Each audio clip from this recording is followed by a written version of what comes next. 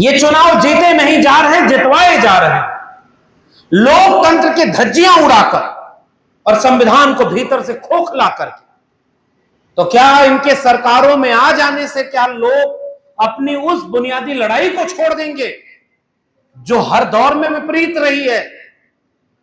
हमने जिन महापुरुषों का 6 लोगों की यहां तस्वीर लगाई है, चाहे वो महात्मा ज्योतिबा फुले, सावित्रीबाई फुले हो, क्या उनके दौर में वो लड़ाई आसान थी?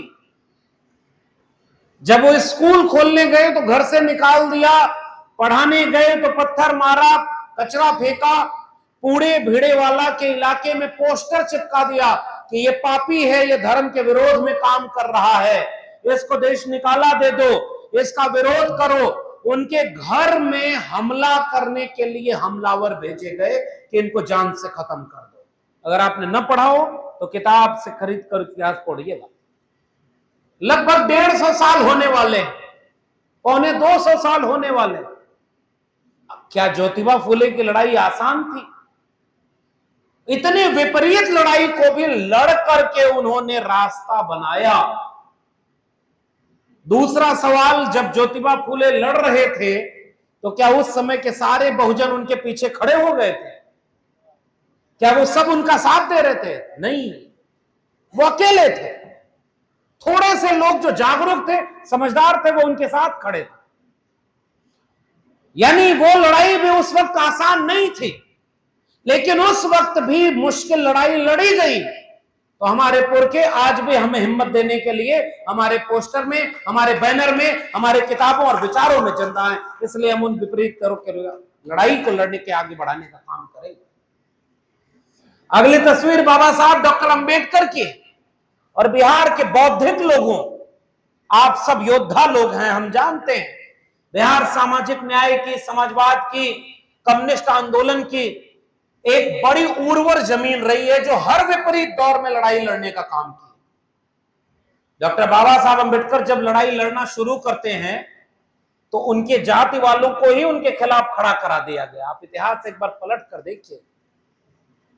और ये कहा गया कि ये हमारी लड़ाई नहीं लड़ रहे, ये तो बहुत दूसरी लड़ाई लड़ रहे हैं, हमारे यहां इसका मतलब ही नहीं। आगरा में तो एक बहुत बड़ा सम्मेलन करवा दिया गया कि वो हमारे नहीं है डॉक्टर अंबेडकर, और सारे लोग उसी शेड्यूल कास्ट कम्युनिटी के थे। जब डॉक्टर अंबेडकर लड़ रहे थे तब भी पूरा समाज उनके साथ नहीं खड़ा था, उनके विरोध में खड़ा था, उनके खिलाफ साजिशें हो रही थी। और जब जब डॉक्टर अंबेडकर अकेले पढ़ते थे, कलम और किताब लेकर के विचार लिखते थे, उनके दौर में भी लड़ाई आसान नहीं थी। उसके बाद 3 तस्वीरें आपके सामने, बीपी मंडल, जननायक कर्पूरी ठाकुर और उसके बाद अमर शहीद बिहार लेनिन जिसको कहा जाता है, बाबू जगदेव प्रसाद कुशवाहा। इन तीनों के दौर में क्या लड़ाई आसान थी? बिहार लेनिन जगदेव बाबू को किस तरह से दमन किया गया, मारा गया, ये बिहार के लोग बेहतर जानते हैं। उस इतिहास को, चूंकि वक्त बहुत हो गया है, इसलिए उस पुराने इतिहास को केवल मैं जिक्र कर रहा हूं। मौका मिले, जो लोग नहीं जानते होंगे वो किताबें खरीद करके पढ़िएगा उनके बारे में। एक किताब बड़ी अच्छी सी राजेंद्र प्रसाद सिंह ने भी लिखी है, रिंकू जी ने कई लेख भी लिखे हैं। कौन था उनके साथ खड़ा? एक बनता हुआ बहुजन जमात थी उनके साथ। उनके साथ जो लोग वहां गोली खा रहे थे, लाठी खा रहे थे, वो केवल उनकी बिरादरी के नहीं थे, उनकी जाति के नहीं थे।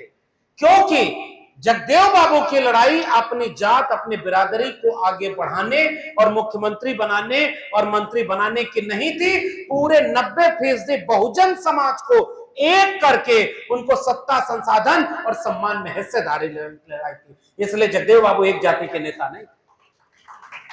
उस दौर में भी लड़ाई आसान नहीं, और जिस बेरहमी से उनको मारा गया, वही बेरहमी हमारे अभी साथी अजीत भाई ने उसका इशारा कर दिया कि हमारे दौर में भी लड़ने वाले जेल में 5-5 साल से जेल में हैं।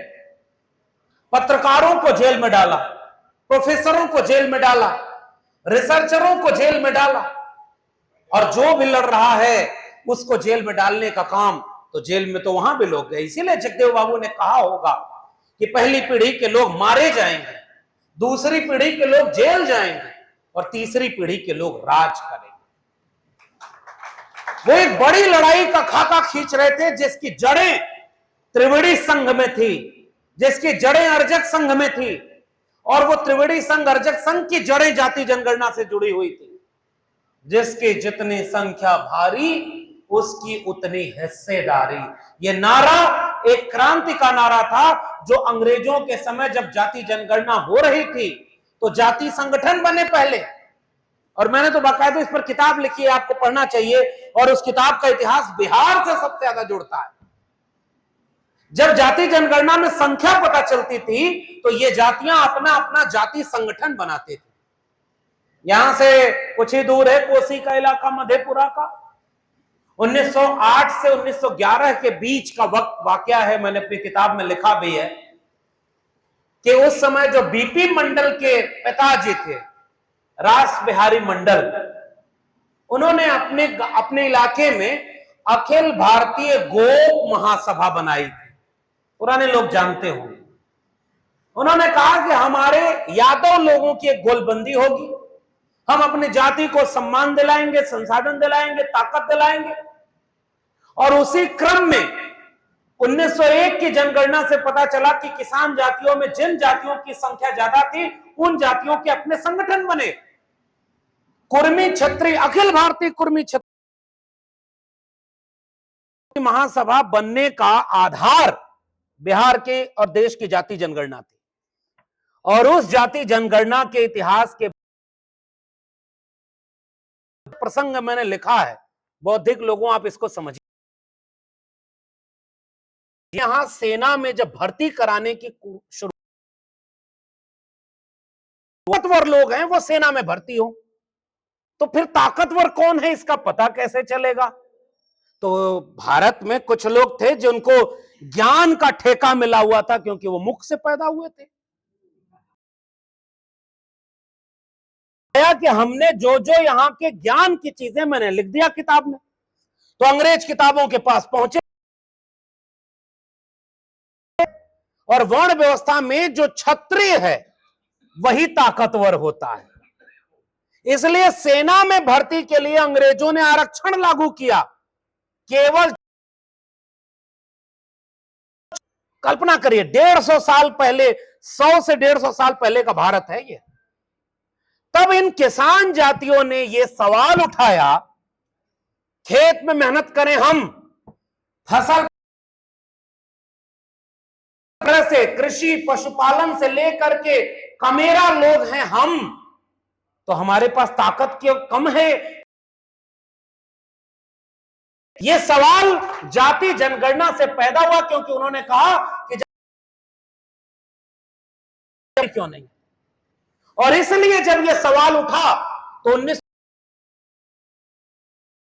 में इन ओबीसी जातियों ने एक चिट्ठी लिखी थी, या तो हम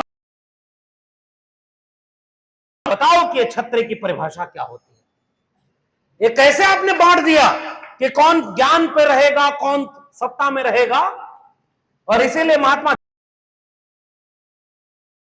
मौका मिले तो उसको पढ़िएगा। उन्होंने कहा कि ये धोखा है, क्षत्रिय शब्द क्षेत्र है,